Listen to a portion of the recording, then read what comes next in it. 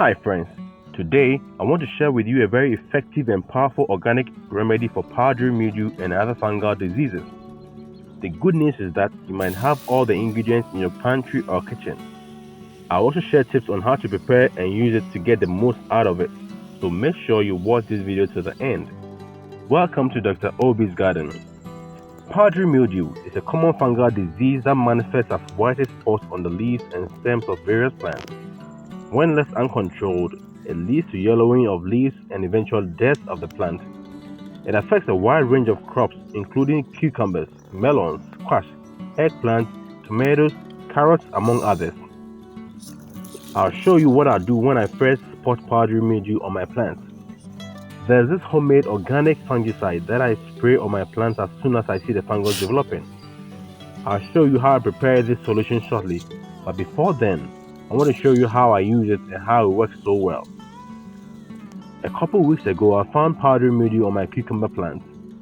Few leaves had a fungus, so I sprayed this homemade organic fungicide on it. I sprayed it in the morning before the sun was out. I made sure to spray the infected leaves and all other leaves on the plant as well as the stems thoroughly.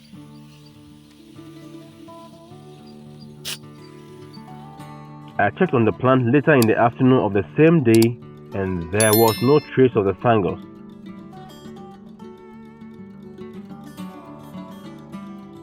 I was just amazed at how well and how fast it worked. A week later, I checked on the plant again and I saw that the fungus had returned. Luckily, I had some of the solution left from the past application, so I sprayed again. This time, I sprayed late in the afternoon, close to sunset. I was also curious to know if the solution will work on a severely infected plant. I had this abandoned cucumber that was heavily infected with powdery mildew lying a few meters away. Therefore, I sprayed it with the same solution around the same time. Fortunately or unfortunately, it rained within 4 hours of the application. I was a bit worried that the solution was not going to work since it had been washed off by the rain. To my surprise, when I checked on the plant the following morning, the fungus was gone.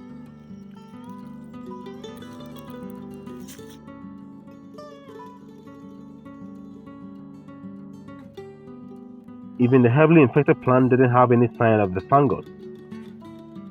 Although the leaf that had turned yellow didn't revert to green, all the whitish stuff characteristics of powdery mildew were gone. Now that you've seen how effective this organic fungicide is, let's see how I prepare it. I first fill a cup partly with water. I mix in 1 teaspoon of sunflower oil to create an emulsion, but you can use any vegetable oil in your pantry. I add in a few drops of dish soap to act as an emulsifier.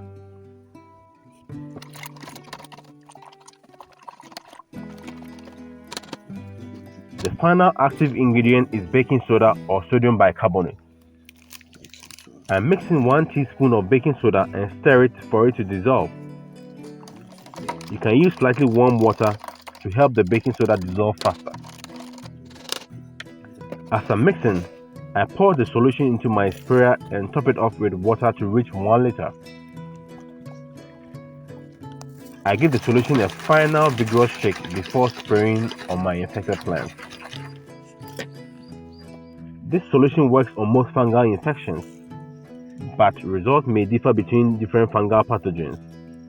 The oil helps the active ingredients to stick to the leaves, and the soap breaks the oil into fine droplets so that it can be sprayed easily. If you have more plants, you can prepare more of the solution by scaling it up. Remember that each liter of water will take 1 teaspoon of baking soda and oil. 1 teaspoon of this soap can also be used per gallon of water. Now, here are 5 tips to get the most out of this organic fungicide based on my experience. Number 1.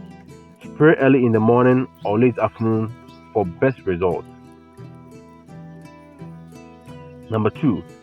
Spray at the first sign of the fungus and repeat every 7 to 10 days until the fungus is completely eliminated. Number 3. The solution can be stored without losing its potency for at least a week, so you can prepare more to last for 2 sprays. Just make sure to shake vigorously before spraying after storing. Number 4. If spraying on other crops aside cucumbers, melons and squash, test on a small area for a few hours before spraying on the entire plant. Number 5. There's no need to spray again if it rains within 4 or more hours after spraying. That's all for now. If you found this video useful, smash the like button and share this video to let others benefit from it. If you are new to this channel, kindly subscribe so you don't miss our next video. Leave a comment or question and I'll be happy to get back. Check out our other videos or see you in our next. Until then, it's adios.